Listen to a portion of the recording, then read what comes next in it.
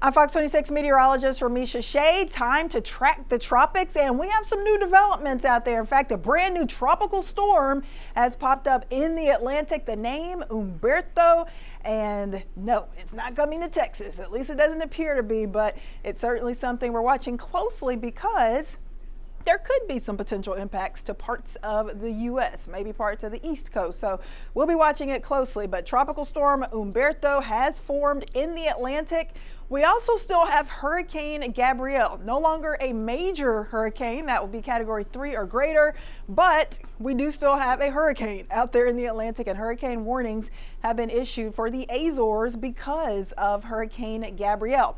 Also, we've got another tropical wave in the Northeast Caribbean Sea that could become Tropical Storm or Hurricane Imelda. So we kind of had a lull of about 3 weeks where things were super quiet, not much going on, but that is not the case. We are heating up in the tropics for late September.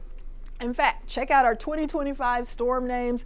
We have now gotten up to 8 named storms, and if we get Imelda, that would be 9. Starting off with Andrea at the beginning of the season, we still currently have Hurricane Gabrielle, and as of this afternoon, we have Tropical Storm Humberto and a medium to high chance that we could have Imelda forming over the next week.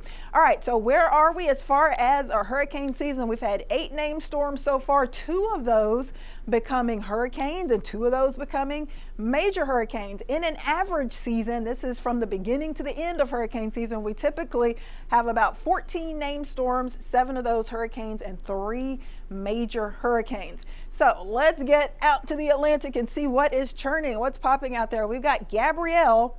This is in the central Atlantic, still a hurricane, no longer a major hurricane, but you could still see that big burst of convection around that center of circulation, and it is rapidly getting closer to the Azores. So it's moving away from the U.S., moving away from Bermuda, but getting close to the Azores, and it still has winds around 100 miles per hour. So that would put it solidly in that Cat 2 category. So not quite a major Category 3 hurricane, but still a powerful hurricane.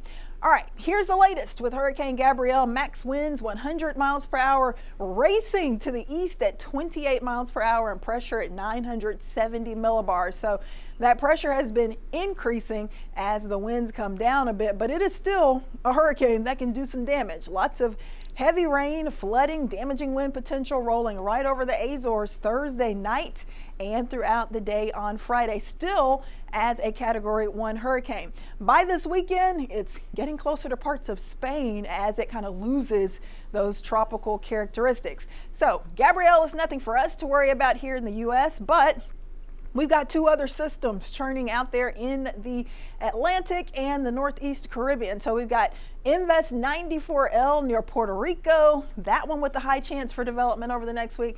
And now here's our newly formed Tropical Storm Humberto, starting to look more impressive, and it could pose some issues down the road to parts of the U.S. East Coast. Here is the latest track.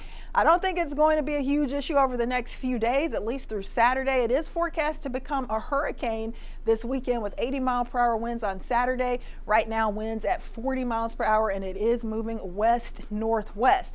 However, our models as we go through the next few days into the weekend kind of take Humberto closer to the east coast of the U.S., but then eventually it kind of curves it to the north. So there could be an increased rip current risk, some of those big waves, but right now it doesn't appear to be a direct hit, at least with Humberto. But look at Invest 94L. It is getting closer to the Florida East Coast, to the Carolinas, as we go into Monday of next week. So we've got 2 systems very close together that we will have to monitor closely.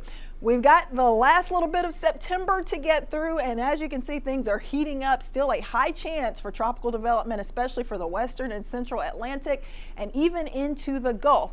As we hop into October, the chance will diminish a little bit, but it is still going to be an above normal chance for tropical depressions, tropical storms, and hurricanes in the Atlantic Basin. So just because things are quiet in Houston and for the Texas Gulf Coast right now, don't let your guard down. Make sure that you are always prepared.